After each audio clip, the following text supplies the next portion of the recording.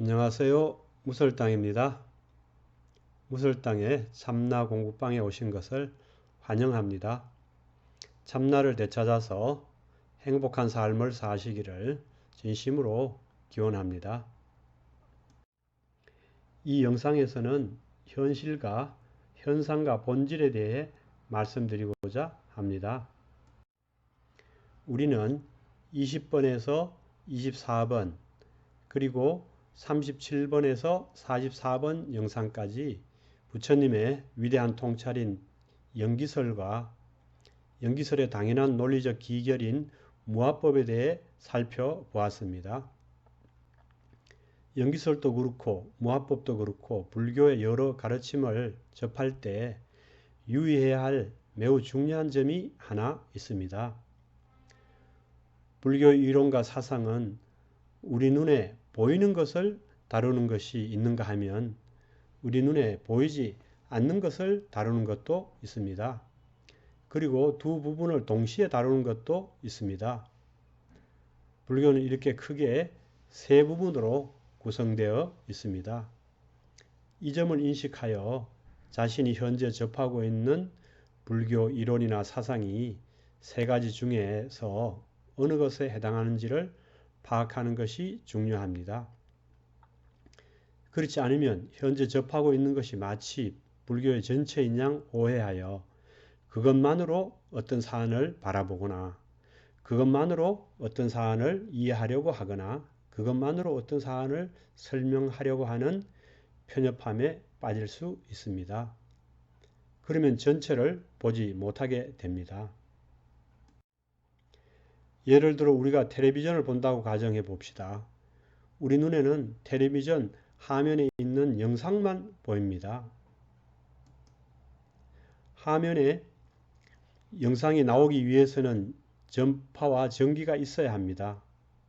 하지만 그것은 우리 눈에 보이지 않습니다. 그래서 그것이 있다는 사실 자체를 망각하게 됩니다. 그리고 영상과 전파와 전자는 불가분의 관계에 있는데 이것을 망각한 채 눈에 보이는 영상에만 관심이 가 있습니다. 그와 같습니다. 불교는 우리 눈에 보이는 것, 즉 우리의 감각기관으로 확인할 수 있는 것을 다루는 부분이 있고 우리 눈에 보이지 않지만 존재하는 것을 다루는 부분도 있습니다. 그리고 이 두 부분의 관계를 다루는 부분도 있습니다. 이렇게 불교는 크게 세 부분으로 구성되어 있습니다.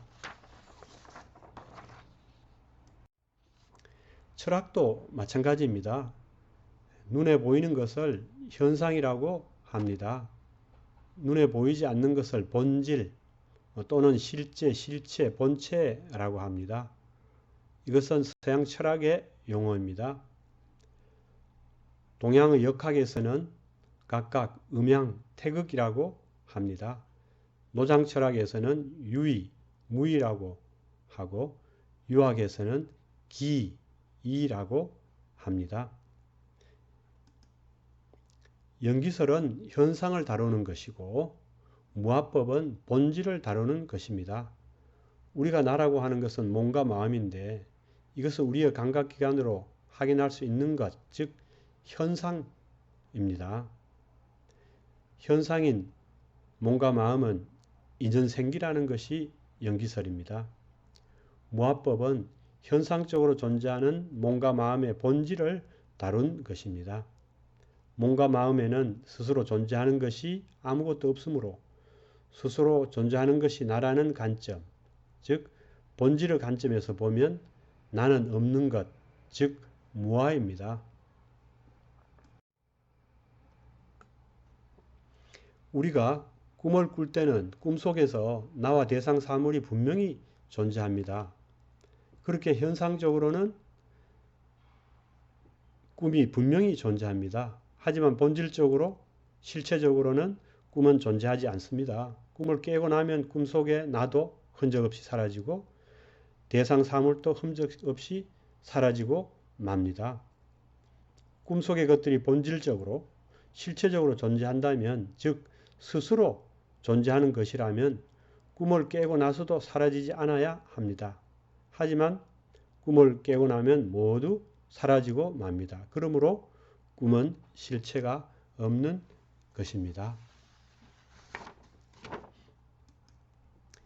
몸이 나 역시 마찬가지입니다. 현상적으로는 분명히 존재하지만 본질적으로, 실체적으로는 존재하지 않습니다.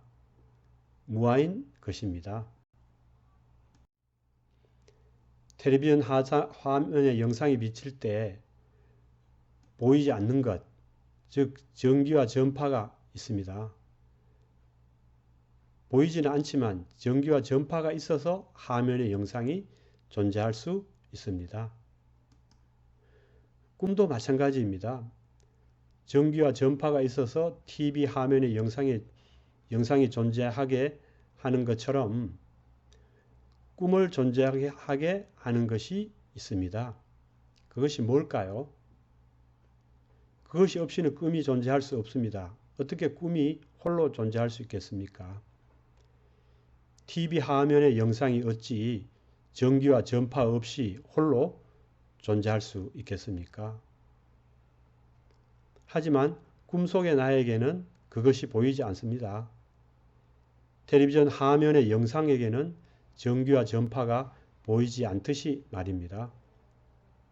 영상이 전기와 전파에서 나왔는데 영상에게 전기와 전파가 어떻게 보이겠습니까? 당연히 보이지 않습니다.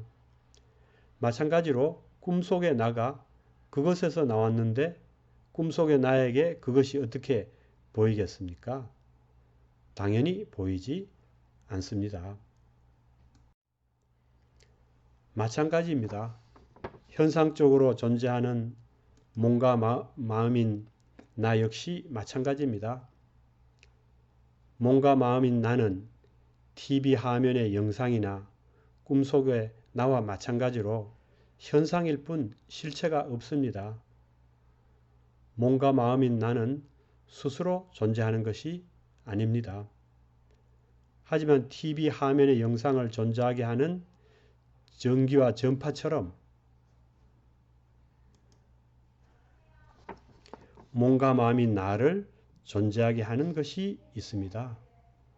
꿈을 존재하게 하는 그 무엇처럼 몸과 마음인 나를 존재하게 하는 것이 있습니다.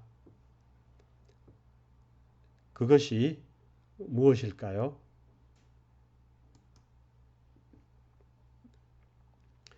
그것은 우리에게는 보이지 않습니다. 몸과 마음인 나에게는 그것이 보이지 않습니다. 몸과 마음인 나가 그것에서 나왔는데 나에게 그것이 어떻게 보이겠습니까? 당연히 보이지 않습니다. 우리가 나온 그것, 우리를 창조하는 그것이 궁금하지 않습니까? 하지만 몸과 마음인 나, 즉 우리에게 그것은 보이지 않습니다. 그런데 불교에는 그것을 다루는 부분이 있습니다. 그러니 불교가 얼마나 대단합니까? 그러니 불교를 만난 것이 얼마나 행운입니까? 우리는 이 몸을 낳아주신 부모님, 눈에 보이는 부모님밖에 보이지 않습니다. 이는 TV 화면의 영상밖에 보이지 않는 것과 같습니다. 현상적으로 존재하는 몸을 낳아주신 부모님 말고 이 몸과 마음을 존재하게 하는 지금 이 순간도 이 몸과 마음을 창조하고 있는 눈에 보이지 않는 그것을 아셔야 합니다. 우리에게 그것이 보이지 않지만 몸과 마음인 나를 존재하게 하는 것이 있다는 것을 아셔야 합니다. 스스로 존재하는 것이 있다는 것을 아셔야 합니다.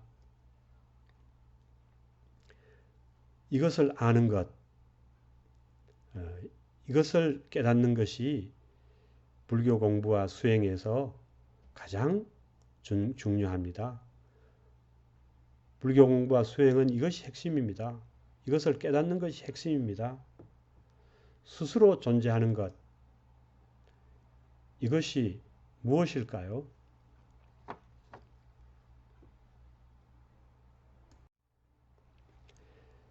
눈에 보이지 않는 이것을 반야경에서는 공이라고 하고 용수보살의 중론에서는 진저라고 하고 대승기신론에서는 체라고 하고 함경에서는 이 또는 성이라고 합니다.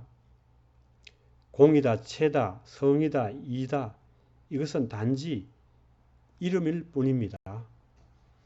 공이다, 체다, 성이다, 이다 이렇게 이름 붙인 것, 스스로 존재하는 이것이 무엇일까요? 이것은 열반경에서 말하는 자가보장, 즉 우리 집 마당에 묻힌 보물창고이며 법화경에서 말하는 의리계주, 즉 옷 속의 보물 구슬입니다. 몸과 마음인 나를 존재하게 하는 이것에 대해서는 교판의 순서에 따라 뒤에서 논의하기로 하고 우선 현상적으로 존재하는 몸과 마음인 나에 대해 먼저 말씀드리도록 하겠습니다. 다음 영상부터 현상적으로 존재하는 나인 몸과 마음에 대해서 자세히 말씀드리도록 하겠습니다. 경청해 주셔서 감사합니다.